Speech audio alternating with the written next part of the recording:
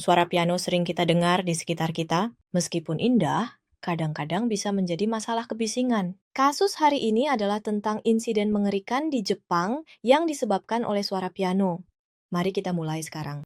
Pada tahun 1990-an, Jepang dikenal sebagai masa pertumbuhan pesat. Pada tahun 1994, Jepang mengadakan Olimpiade Tokyo dan mencatatkan PDB per kapita 2 kali lipat dari rata-rata dunia, menunjukkan pertumbuhan ekonomi negara signifikan. Prestasi ekonomi ini juga memiliki dampak besar pada budaya masyarakat Jepang. Di rumah-rumah Jepang, peralatan rumah tangga seperti televisi, mesin cuci, dan lemari es mulai muncul satu persatu, dan khususnya televisi menjadi pusat pertemuan keluarga ketika dipasang di rumah. Mesin cuci dan lemari es meningkatkan kenyamanan hidup dan, pada saat yang sama, suara piano juga sering terdengar di rumah.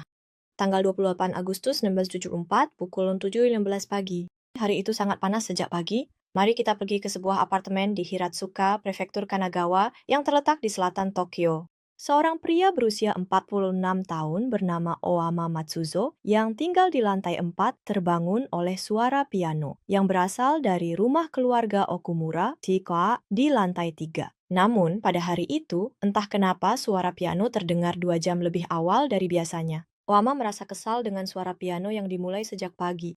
Kalau saja mereka bisa lebih berhati-hati, dia berpikir pasti mereka melakukannya dengan sengaja. Oama pindah ke apartemen ini bersama istrinya pada bulan Juni tahun 1970, 4 tahun yang lalu. Dan 2 bulan setelah mereka pindah, keluarga Okumura pindah ke lantai 3, unit 306.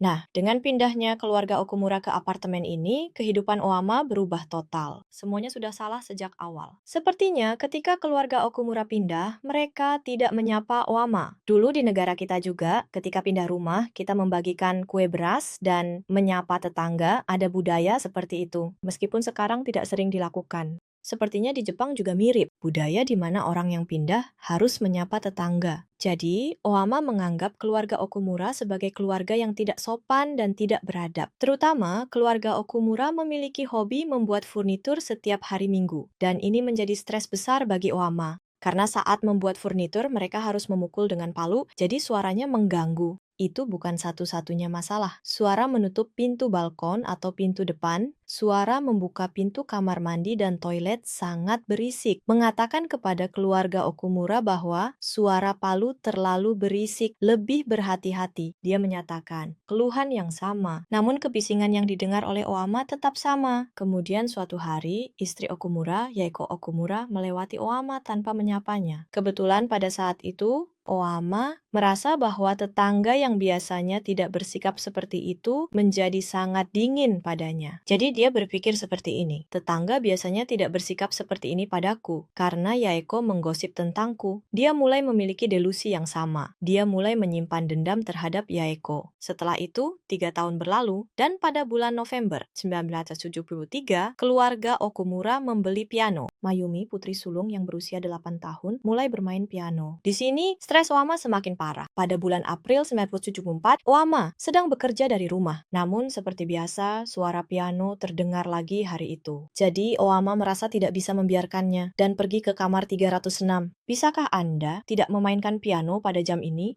Karena saya sedang bekerja dari rumah sekarang, begitu. Dia meminta. Namun, meskipun begitu, suara piano itu terus terdengar. Sekarang suara piano itu sepertinya membuat pikirannya kacau. Oama berpikir bahwa keluarga Okumura sengaja mengganggunya. Jadi, dia berpikir bahwa mereka membuat anak mereka memainkan piano sejak pagi hari. Ini sudah batasnya. Diliputi oleh kemarahan yang luar biasa, Oama menjadi sangat marah dan memutuskan untuk membunuh keluarga Okumura. Kemudian dia menyiapkan pisau dapur sepanjang 20 cm dan pisau lainnya sebagai senjata, serta handuk. Dia juga membawa tang untuk memotong kabel telepon agar tidak ada yang bisa melapor ke polisi, mempersiapkan pembunuhan tersebut. Pada bulan Agustus tahun 1974, Oama sangat teliti. Pada hari kejadian, dia menunggu suami Yaeko. Okumura berangkat kerja, memastikan sudah pergi. Kemudian dia memastikan bahwa istri Yaeko keluar untuk membuang sampah bersama putri kedua mereka, Yoko.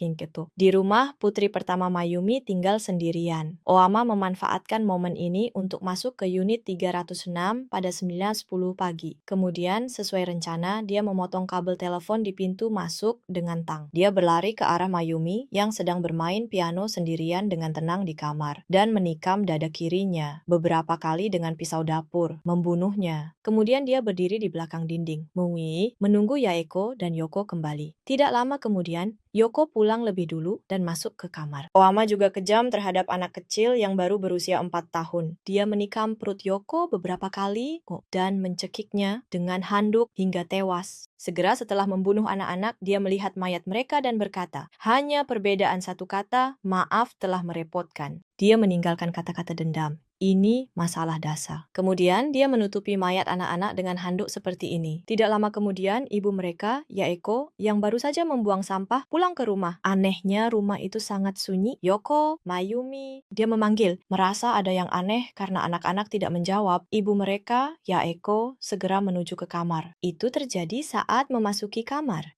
Dan melihat anak-anak tergeletak tanpa merasa sedih, dia ditikam berulang di leher oleh Oyama. Penyebab kematian ketiga orang tersebut adalah pendarahan berlebihan. Setelah melakukan kejahatan, dia membuka pintu depan dan keluar, lalu bertemu pandang dengan seorang wanita yang tinggal di apartemen 305 tetangganya. Setelah bertemu pandang, Oyama gugup naik ke apartemen lantai 4, memasukkan alat dan pakaian ke kantong kertas, lalu kabur naik motor. Wanita sebelah melihat darah di pakaiannya, curiga karena orang lantai 4 keluar dari rumah sebelah, lalu melapor ke polisi jam 9.15 pagi. Polisi tiba di TKP, melihat pemandangan, langsung anggap Oyama pelaku. Lalu siapkan pencarian buronan nasional. Oyama membuang sepeda motor dan alat kejahatan di dekat stasiun Miyayama, lalu tidur di jalanan dekat stasiun pada hari pertama. Pada hari kedua, dia tidur di mobil dekat stasiun Hashimoto. Tidur di jalanan sangatlah sulit baginya.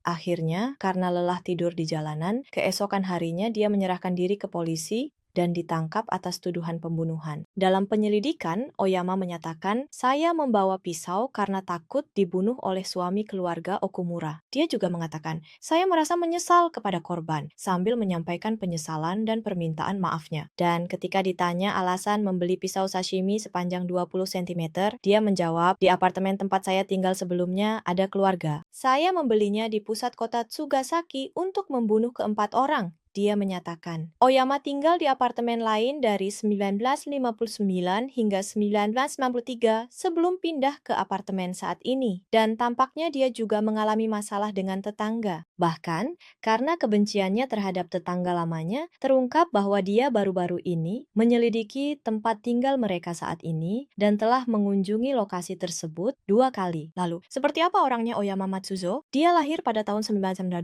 di Tokyo dan dibesarkan secara normal di bawah asuhan orang tua yang mengelola toko buku. Saat kecil dia aktif dan prestasinya bagus. Namun, saat di sekolah dasar, ketika dia mengejek gagap temannya dengan menirukannya, dia sendiri terkena gagap berubah menjadi lebih introvert. Khususnya saat kelas 1 SMP, ketika dia mengalami pengalaman memalukan. Tidak bisa membaca hiragana saat pelajaran bahasa, dia mulai merasa rendah diri, dan berubah menjadi berkepribadian gelap. Setelah lulus sekolah, dia sempat bekerja di pabrik sebagai petugas stasiun kereta bawah tanah di Tokyo, tetapi pada tahun 1951, dia dipecat setelah dihukum setahun penjara, masa percobaan 3 tahun karena penggelapan dana.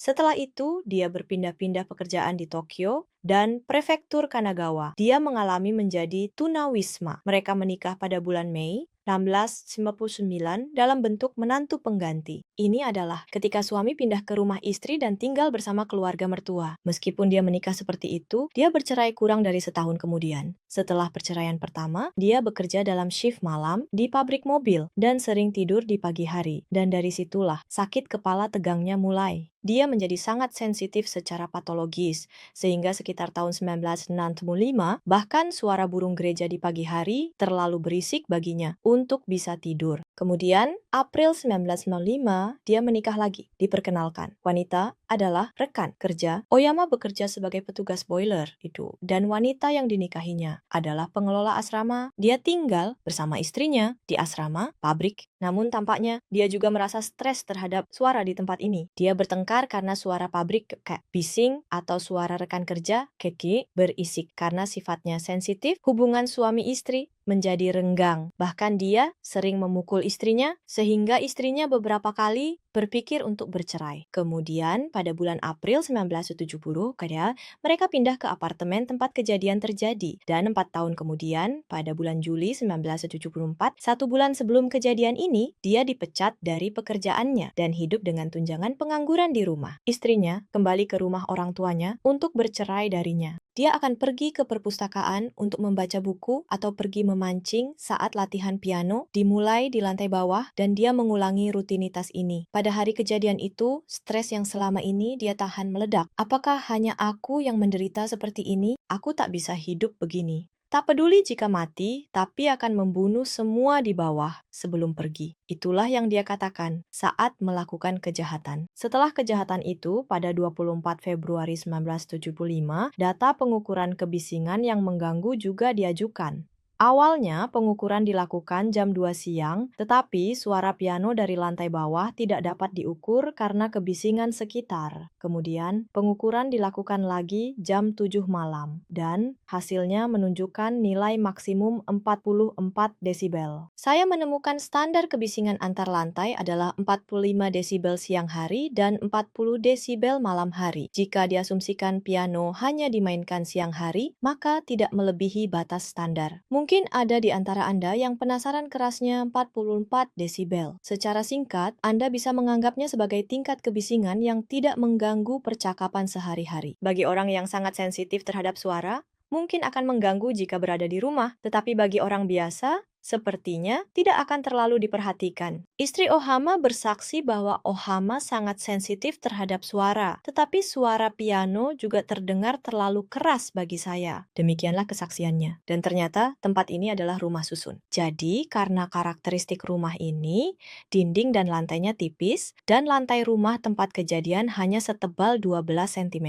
Memang tipis. Saat ini, lantai bawah dan atas apartemen di negara kita biasanya sekitar 20 cm. Selain itu, psikiater yang memeriksa Ohama menyatakan bahwa dia tidak memiliki masalah mental yang besar. Kecerdasannya juga biasa saja. Dia memiliki kemampuan bertanggung jawab, tetapi mungkin karena kebisingan, perasaan moralnya menjadi terkikis. Keluarga korban menuntut hukuman mati untuk Ohama. Setelah itu, dalam pernyataan terakhirnya, tanpa menunjukkan penyesalan, dia hanya mengatakan, "Saya ingin duduk di kursi eksekusi." Itu saja. Hanya itu yang dia katakan. Dan sesuai keinginannya, Ohama dijatuhi hukuman mati. Saat ini, hukuman mati Ohama belum dilaksanakan. Pada tahun 2025, 47 tahun setelah hukuman mati ditetapkan, usianya adalah 97 tahun, menjadikannya terpidana mati tertua di Jepang. Diharapkan selama waktu yang lama di penjara, dia merenungkan dan menyesali dosanya. Bagaimana pendapat kalian tentang kasus ini? Sebenarnya, bagi mereka yang pernah mengalami masalah kebisingan antar lantai, pasti tahu bahwa itu sangat menimbulkan stres. Namun, jika seseorang bereaksi secara berlebihan terhadap suara, itu juga bisa menjadi masalah. Karena dalam kehidupan sehari-hari, kebisingan bisa terjadi. Yang harus diingat adalah kita harus saling menghargai dan berhati-hati. Hingga saat ini, masih banyak tetangga yang bertengkar karena masalah kebisingan antar lantai. Apakah benar-benar tidak ada solusi untuk masalah ini?